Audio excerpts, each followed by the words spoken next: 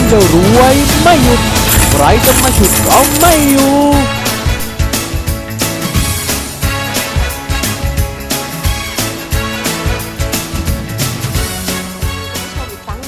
แล้วก็กลับเข้าสู่การเสวนาค่ะในหัวข้อ Stand Out Franchise กันต่อเลยนะคะยังมีประเด็นที่น่าสนใจรออยู่อีกเพียบเลยค่ะเชิญชมได้เลยค่ะ Or someone who ever study in abroad they come back they know Pizza Hut they got the brand pin in mind the brand pin in mind oh this logo that means Pizza Hut when people come for pizza they feel different from you eat the gang ข้าวราดแกง different Okay. So they feel that this is regular meal, not regular meal, but special meal for people. So we build the market from that time. But Pizza Hut in PepsiCo period that we opened the first store in Pattaya. That with wrong thinking. We thought that we sell pizza for foreigners, sell pizza for tourists, but wrong. The strong customer should be Thai people, not foreigners, not tourists. That's a good point. Because sometimes when you think that you bring international franchise, international brand come to Thailand or in Asia, you might think that you will support the foreigner, support the Falang in Thailand, or call it Falang or expat to come here. But actually, the main target is Thai people or Asian people also. In Singapore, the same thing, right?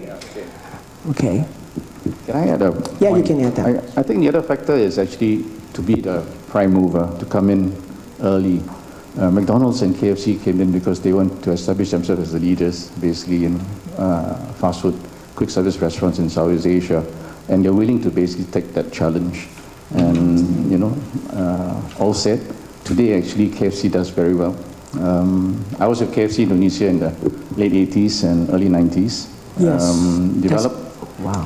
Yeah, that was quite a So you few. start KFC in Indonesia. Yeah, and one of the biggest issues that we face is to basically find good chicken. We had problems finding chicken, a very simple commodity. But at that time, we all say it's so easy, right? I mean, you go to the market, you buy chicken. At that time, when I joined the company in 1988, when I was appointed, we had 25 restaurants, right? And the owner had basically, he held the franchise for 9 years. And I went there on a contract and basically opened up the market. So we not only have to find chicken, which was a big issue because KFC has got this standard of having broiler chicken. So you need to have a standard size chicken, 1.1, 1.2 kg. When we opened up in the smaller towns, we found that we couldn't get this chicken. It was so difficult, and we have to fly in the chicken basically from Jakarta, and then we go to all the way to like Balikpapan, and Borneo, and then we went up to basically Sulawesi up north, and that was a big challenge. But KFC was willing to basically grow the business, establish themselves as the leader, ahead of the other fast food chains, the other casual dining chains. So they're willing to basically take that challenge. Yeah. Okay. So it look like simple. You think that the raw material sounds easy, but it's not so easy. Yeah, sounds easy. That time you think it's hard. I believe that right now in current situation, you think that time is hard, but today you have the raw material everywhere. But I think the business is more harder. Yeah. Is that correct? Yeah. Right. But I believe that that time technology not involved in 20 years that time. So yeah. But you know that time there's management about that kind of brand. Have you from Taiwan, right? No. I'm actually from Malaysia. Are you from Malaysia? Yeah, I've been working in Malaysia for 10 years. Then I'm moving to here in Thailand. Okay. Yeah. All right. So that you see any change during the time for 10 years. Yeah. When you're coming into technology. Yeah. And hardware to go to retail, even in the F&B business as well, right? Yeah. Earliest time they are using the cash registers, and later on they come to the POS machine, the electronic POS machine, and also the credit card payments machine. Yes. And now they even have the you know the digital signage, the digital e-menu board, kind of like that. And All right. even some shop they have the customer survey to check the customer satisfaction. Yeah. So, and that yeah, you can add. That back time, we have to see just a cashier, the POS, simple POS. But I believe that today also that's kind of thing when they started business, right? Okay. Yeah, TK? just to add to what Matrix said, I think this a lot of operators are using what they call the e-menu, the electronic menu. So it captures, I think, customers from afar, even before they reach a restaurant. And there's a little device, right, Matrix. Yeah. And in Singapore, the Singapore government encourages this. And what they do is any operator, food operator who uses this e-menu or high-tech digital technology where they can reduce labor costs, the government gives $20,000, Singapore government. And it allows basically the company to kind of like put in some of this money and then drive greater revenue. But at the same time, where you come in, I think there is that added technology in Singapore itself. And many operators are using it now. Yeah. Oh, that's In fact, there is also one matters about the printing. It's also quite a tedious job, and they need to print so many menu and distribute to Maybe. let's say thousands of shops. that's across- costless. Yeah, that is costless for distributing the e-menu. They have to change the menu day by day, time by times. That's faster than 20 years ago. Yeah, and Much faster. And maybe 10 years ago, you said this kind of things is quite luxury, but now it's very common. It's like a supermarket products like that way. That's really drive the market faster. Yeah, I think believe that. But by the way, at that time, for the back of 10 years, even the Pizza Hut, McDonald's, KFC, everything, try to do that without the technology. How did they work and make it more successful for international way, like for franchise? Well, I guess so basically all franchisors has SOPs, standard processes, standard systems, and it is no different. Fast food, casual dining, cafe business, pizza business, it's all the same. The franchisee follows the franchisor's model, right?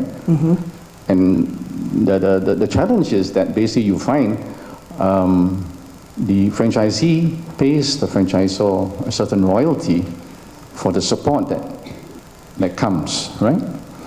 But sometimes you find the franchisee doesn't follow the systems so much. Okay. So you find that there are shortcuts. I will tell you KFC, for example. Very interesting. Yeah, give some experience. How do they? Okay, It's out of menu, right? Work on both sides of the fence. I was in KFC International. I was franchising director for Southeast Asia and China, and then after that took up the assignment in KFC Indonesia as CEO. So when I was visiting the markets in Hong Kong, Malaysia, Singapore, Thailand, we find that some franchisees are very creative. They have their own ideas. Like Indonesia, we've got rice. That's how KFC started having rice and chicken, and it was very, very successful. But we also find that although KFC has got this original recipe, franchisees will find means and ways of reusing some of these ingredients, to basically reduce costs. So the franchisor's role become a bit more difficult because you've got to ensure that basically the standards are there, the quality control is there. Just like in Utoya, Dr. Vichai would face the same issues. So one of the things that we found when we visited countries is, the franchisee is very clever. They will come to you and says, hey,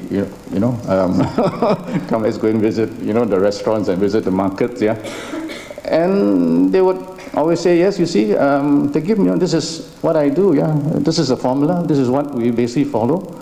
But after being in the business long enough, you can see whether, you can taste whether the chicken is basically actual original recipe KFC chicken. Very easy. And markets like in Thailand, KFC, extra crispy is very popular because you don't have to follow standards that much, it's only flour. You get 1.2 kilo, you bread, normal flour and you cook, right? You don't have to follow original recipe.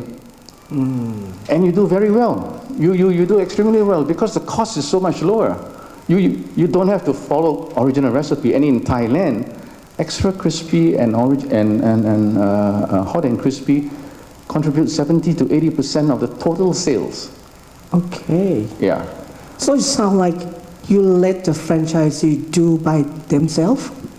Well, the franchisee still has got to come back to the franchisor to say, I Or want to try something prepare different. and just show back to you, and Yeah. is that the way how to change and understand the culture? I think it's basically understanding the landscape, the needs of the landscape, right? Okay. So original recipe is something that KFC pushes very hard because it's their hero, the number one hero item.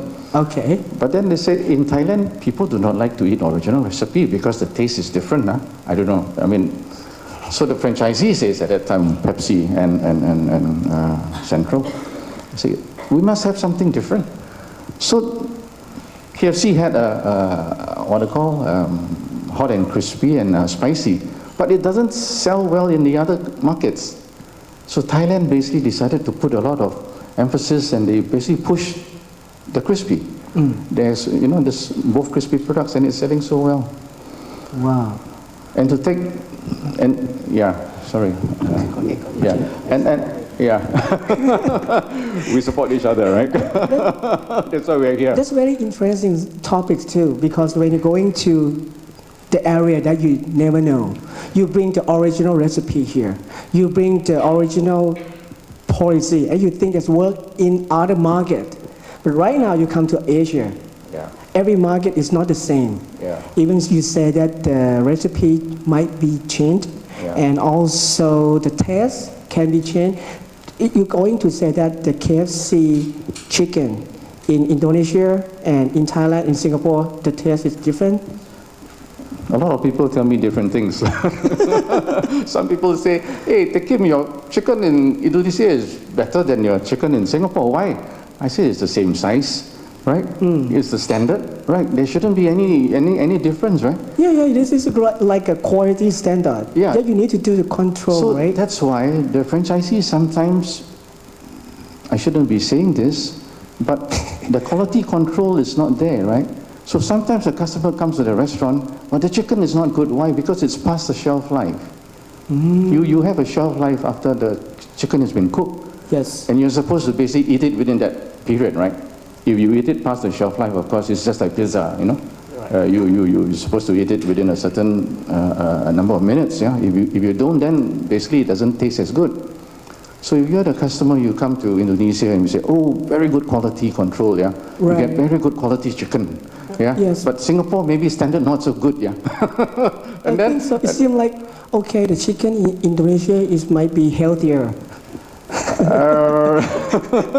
Something like that. Maybe the feeding regime is, better. But I can tell you, globally, KFC exercises very strict control on the chicken because it relies on chicken. Right.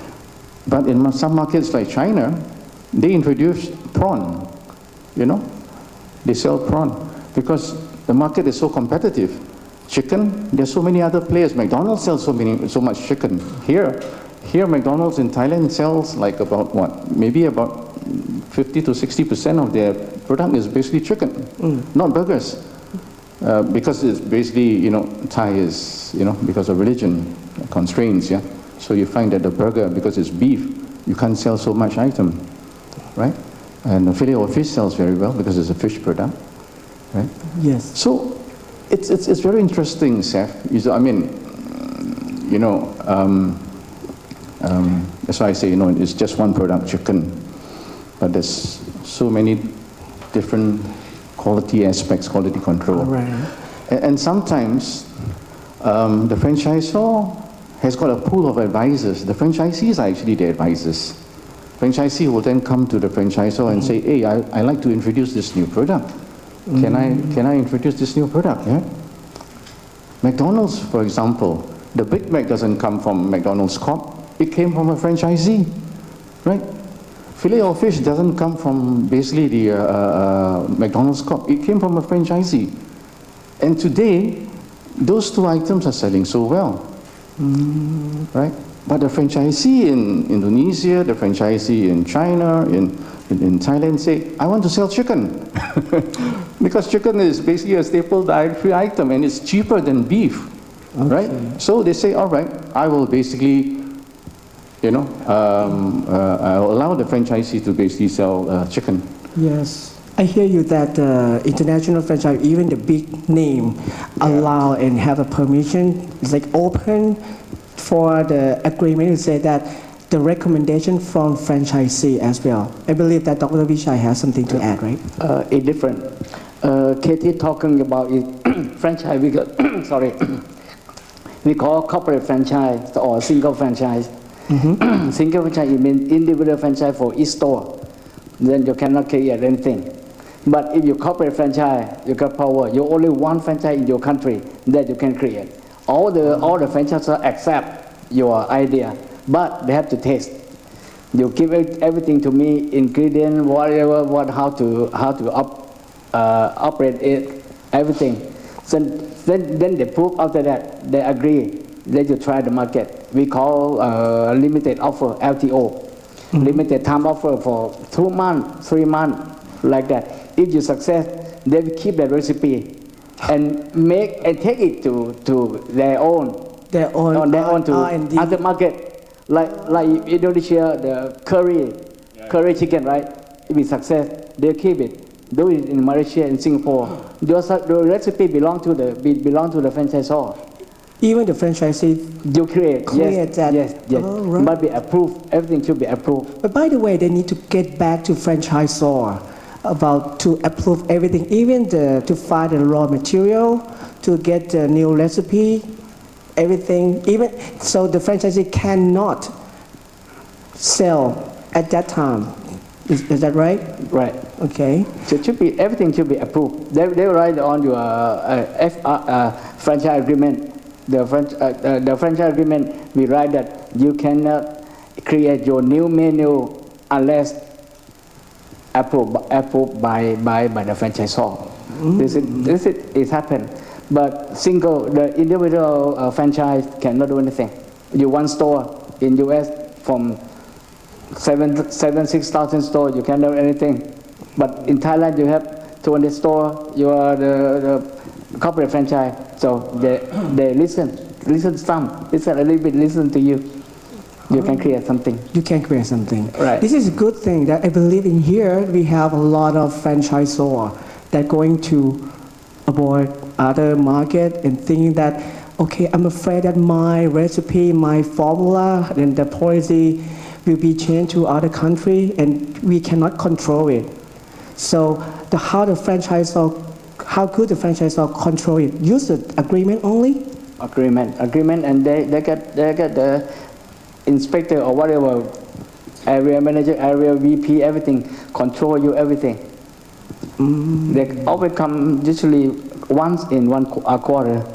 They visit and checking everything. Particularly we call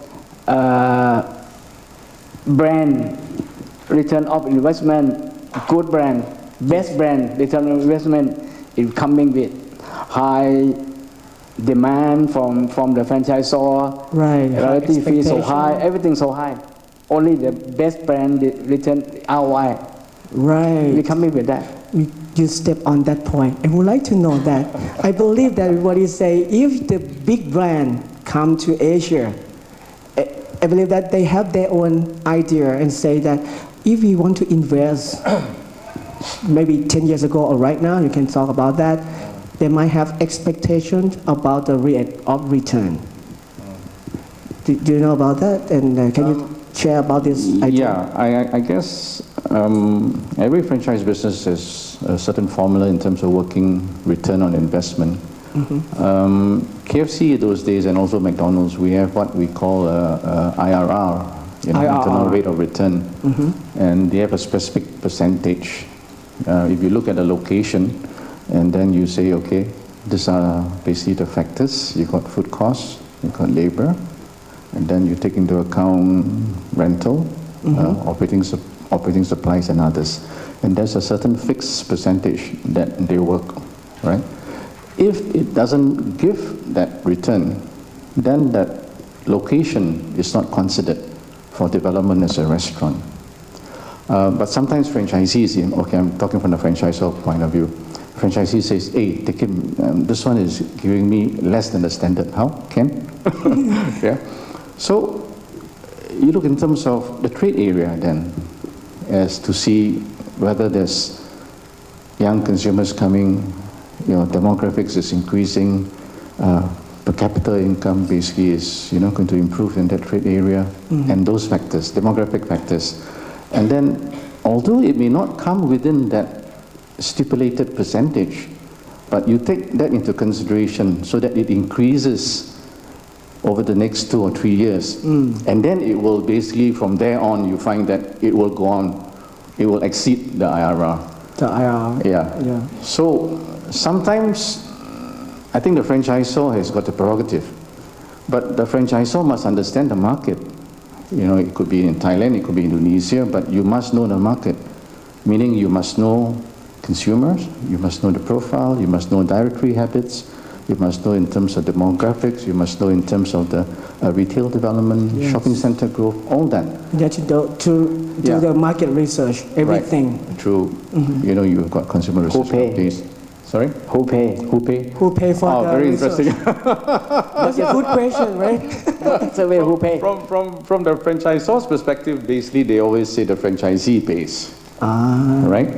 But sometimes, right, which we can, franchisor and franchisee has a certain kind of, agreement, they can Some say. franchisor ask you to pay. Well, franchisor always basically will say franchisee, you have to pay because recommend that too. Yeah. You have to get that research. Because you have to get those numbers, give the numbers back to the franchisor, and then the franchisor says, yes, on the basis of this consumer research, you make a conscious decision to basically say yes, okay? As the master franchisee, you can then basically open a restaurant. Yes. Yeah. I mean, not every restaurant is profitable, right? In all brands, in any kind of restaurant, it can be fast food restaurants, cafes. 100, you may find 60% basically you're profitable, right? Or 70%, and you're lucky if you get that. Right? Because the other 20-30% in any kind of business, you've got what you call the stars, right? And then you've got the dogs. Yeah. Right? So the stars will have to cover the dogs, yeah? Yes. So from that perspective, if you are an investor, you are willing to basically gamble on that. You are willing to basically take that gamble and say, okay, I open 50 restaurants, but 30 or 35 is basically making money. The other 15 maybe borderline, break even, lose a bit of money, but the stars will cover up the dogs, right? But the investor must have deep pockets, right? If it's a fast food chain, right?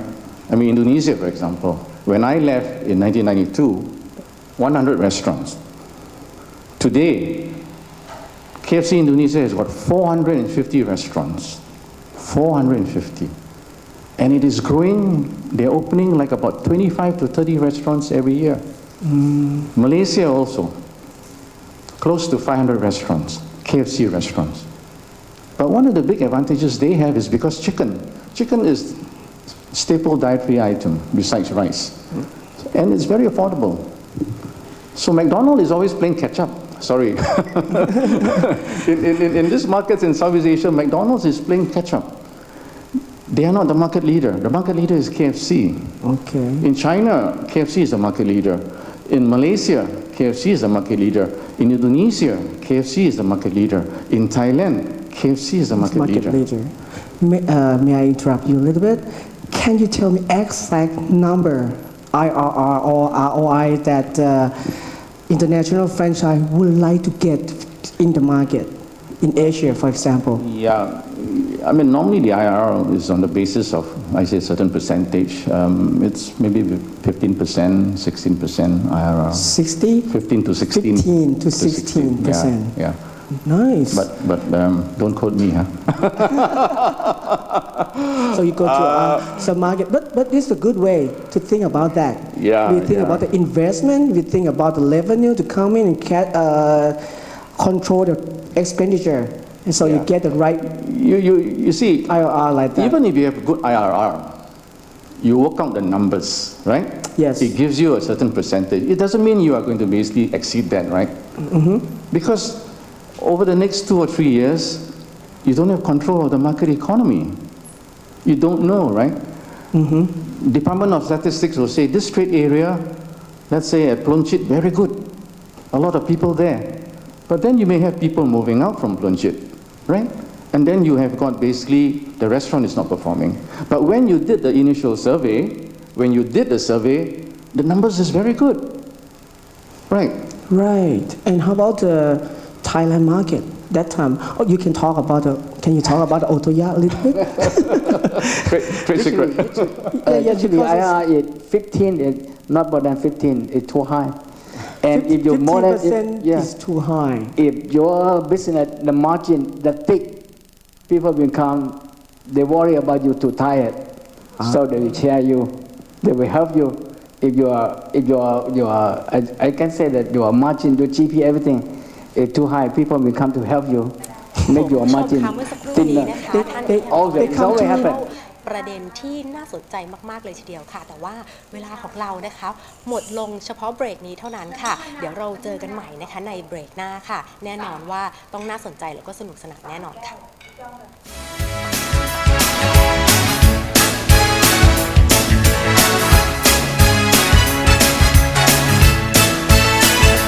ท่านจะรวยไม่หยุดใครจะมาฉุดก็ไม่อยู่